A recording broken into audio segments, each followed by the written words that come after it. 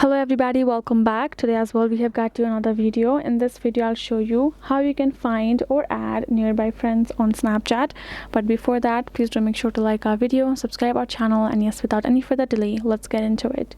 So for that, we're going to open our Snapchat app and we're gonna tap on this little map icon here in this bottom left, and you can see we have to simply allow Snapchat for the location. Go ahead, tap on this allow, and gonna go ahead location, and we can, while using the app, and now we're gonna go back to our Snapchat, and now you can see this is how it's gonna appear. We will be able to check out the people who are nearby us, who are with whom we are friends, and once you have found them, you're gonna tap on this. You can check out the story, and you can also proceed to add them, and you're good to go. That is how you can do it.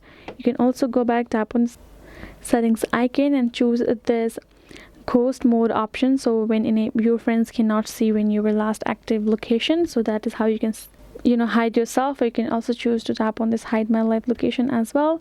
So those are the settings for the nearby friends, and you can do that right over there. So that is how you can do it. Hope this video was helpful to you all. Thank you so much for watching, and yes, I'll see you guys in our next video.